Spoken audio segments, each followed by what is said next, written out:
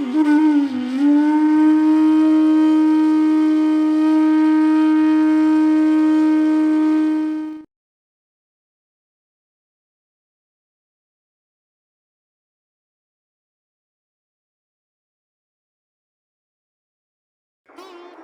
ઘરે ઓલા ભાઈ એક વાક્ય બોલ્યા, ખબર છે ને બહુ ને, એ કે ઈલાબેન ને તો બોલવાની ટેવ પડી, એ તો આ બધું બોલ બોલ કરે, આપણે બધું સાંભળવાનું, એ કેમ કરવાનું નહીં. ઓલા ઠાકોરજી પુષ્ટ કરાવવાનું બધાને કહું ને કે જો આપણે બ્રહ્મ સંબંધ લીધું, લગ્ન થઈ ગયા, તો સાસરે તો જવું પડે, તો પુષ્ટ તો કરાવવા પડે.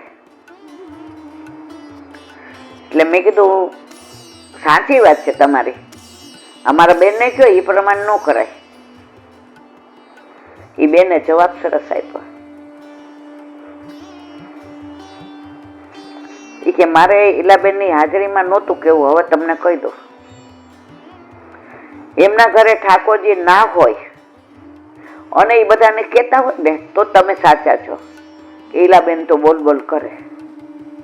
એમના ઘરે પ્રભુ બિરાજે છે, એની અંદર એને આનંદ આવે છે. એ હવે લગભગ સવારે પ્રભુ બાંધતા ક્યાંય જાતા, એટલે કે છે કે મને જે સુખ મળે છે ઠાકોરજી ઘરમાં હોય તો તમે બધા સુખને પામો. આજે હું પરણીને આવું, તમારો સ્વભાવ બા બાપુજીનો, નણંદનો, દેરનો, જેઠ જેઠાણીનો બધાનો સારો હોય, બધા મને આમાં રાખતા હોય.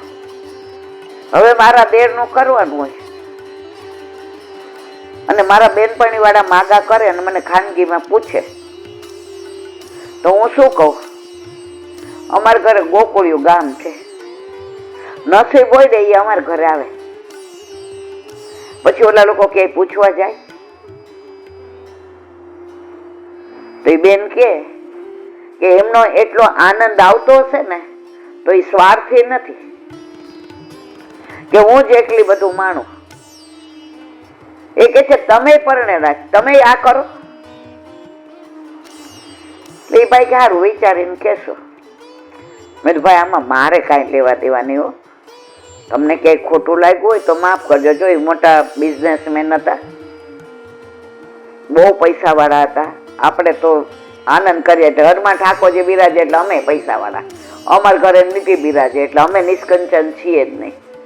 પણ એ એવું માનતા હતા અને ખરેખર હતા, એવી કંપનીના માલિક હતા. મેં કીધું ભાઈ મને શું કામ કહેવાનું, તમે જાણો ને ગુરુદેવ જાણે.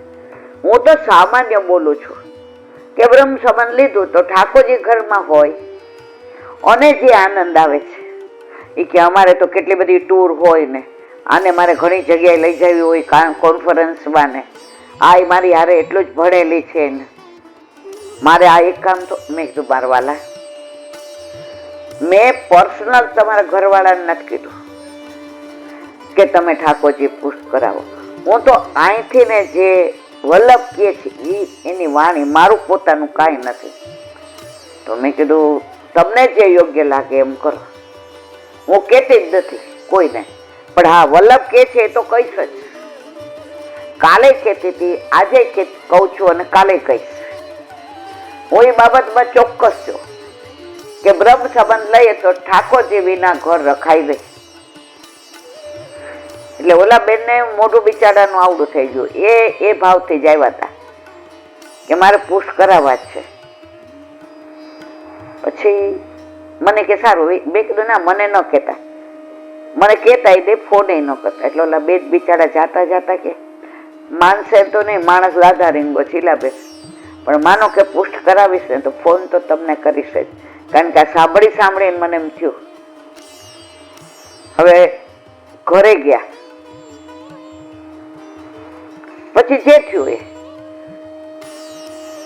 એના વર્કે આ બેન કઈ પૈસા લે છે.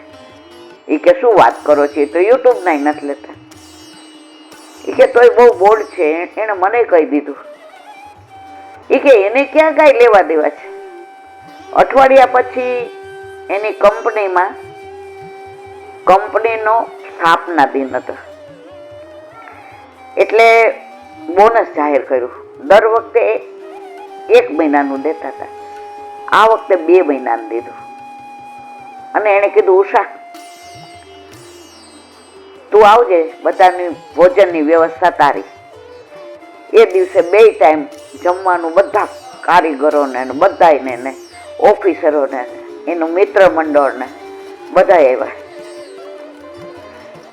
એમાં એક વૈષ્ણવ હતો, એ મોટો અધિકારી હતો, એ નીચે. એટલે એ બધા પ્રસાદ એટલે જમવા બેઠા.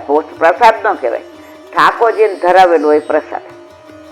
એટલે ઓલો એના ઘરેથી ને એના ઠાકોરજીનો પાટોત્સવ હતો. હવે આજે એનો સ્થાપના દિન એટલે એને આવ્યા વિના છૂટકો નહોતો, નહીતર તિથિ પ્રમાણે રજા જ રાખતો હતો. આ સ્થાપના દિન તારીખ પ્રમાણે હતો. હવે પહેલી વાર એવું બન્યું કે કંપનીનો સ્થાપના દિન અને એના ઠાકોરજીનો પાટોત્સવ સાથે આવ્યો. હવે એના ઠાકોરજીને 25 વર્ષ થતા હતા. એટલે ઘરમાં 100-125 વૈષ્ણવ અને આનંદ હતો. એટલે એની વહુએ કીધું, કાંઈ વાંધો નહીં, કર્મણી એવસ્ય અધિકારો માં ફલેસુ, તમે ટિફિન લઈ જાઓ, આજે ત્યાં તમે આ બધું લેજો. તમે એને છૂટ રાખી હતી કે હું બહારનું ખાઈશ, કારણ કે હું નોકરી એવી જગ્યાએ કરું છું, પણ પહેલા તમે આ ઠાકોરજીનો પ્રસાદ લેજો. હવે બધા જમવા બેઠા. એટલે સ્થાપના દિન હતો ને 2 મહિનાનું બોનસ. એટલે આ ઉષાબેને કહ્યું, હાલો આજે આપણે પીરસીએ, આજે આપણી કંપનીના બધાને. અહીં આવ્યા ને અટકી ગયા, ટિફિન બાજુમાં હતો. હવે કોર લઈ આવ્યા હતા ને એમાં તુલસીજી આવી ગયું હતું. ને એણે પેલા થાળી ને વાડકાની અંદર એણે પેલા કોર લીધો. અને હજી કાઢવા જાય ત્યાં ઉષાબેન અને એના વર આવ્યા. એ કે કેમ અહીંયા બધું ઓછું છે, ઘરેથી કેમ લાવ્યા? ઉષાબેન પ્યોર વૈષ્ણવ. કે કેમને ન કહેતા? કે કેમ ઉષા? કે ભાઈ આજ કઈ ઉત્સવ હતો? એટલે ઓલાની આંખમાં પાણી આવી ગયા. કે આજ મારા ઠાકોરજીને 25 વર્ષ થયા, મારા ઘરે નંદ ઉત્સવ છે. મેડમ આજે મારા ઘરે 100, 150, 200 વૈષ્ણવ વાપરસ, પણ મારા શેઠનું અન્ન ખાઉં છું ને આ પેટ માટે થઈને આવ્યો છું. પણ હું મારા ઠાકોરજીનો પ્રસાદ લઈને પછી આ ઉષાબેન કે ઊભા થઈ જા. કોર એના મોઢામાં દીધો, પોતે લીધો, શેઠને દીધો, તમારા ઘરે જા. શેઠ કે સાંભળ, મેં કવર તૈયાર કર્યા છે, આ બધું લિસ્ટ એની પાસે છે, તું કેમ આવું કરે?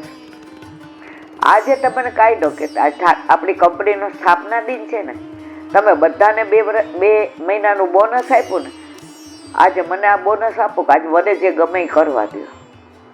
શેઠ કે સારું, તારી છે ભાઈ, તમે ઘરે જાઓ, ગાડી લઈ આવ્યા છો ડ્રાઈવરને? એ કે લઈ આવ્યો છું.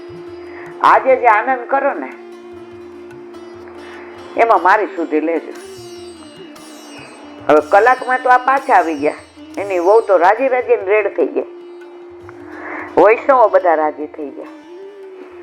શેઠે કહ્યું કે ઉષા, કે પુષ્ટ કરાવેલા હોય ને, જે માં બન્યા હોય ને એને ખબર હોય કે દીકરાને મૂકીને આવ્યા હોય તો માને કેવું થતું હોય. આ મૂર્તિ નથી, તમે માનો છો ને એવું, આ સાક્ષાત પુષ્ટિ પુરુષોત્તમ છે. કંપનીમાં આનંદ કર્યો. હવે શેઠમાં વમળ હોય પડે કે આ ઓફિસર ન હોય ને તો મારી કંપનીનો ધંધો અડધો થઈ જાય. આવો બાહોશ, આવો હોશિયાર, મીટિંગ કરે તો મારે બોલવાનું જ નહીં, ફોરેનના લોકો હારે એવી વાતો કરે. હવે એના ઘરે ઠાકોરજી બિરાજે તો એ ગાંડો તો નથી. સાંજે એના ઘરે ગયા તો ઢાઢી લીલા હાલતી હતી. ગુરુદેવ પધાર્યા હતા અને જે આનંદ હતો, શેઠને જે ક્લબમાં મેમ્બર હતા, પ્રમુખ હતા, આનંદ ન આવ્યો, મજા ન આવી, એવું અહીં આવ્યો. 2-3 વાર ઉષાબેને કીધું, હવે થાકી ગયા હોય તો જઈએ, હવે થાકી ગયા. એ ગયા આવું તો ક્યાંય જોયું જ નથી. ત્યાં પ્રસાદ લીધો. બીજા દિવસે કે ઉષા આપણે ઠાકોરજી પુષ્ટ કરાવવા છે.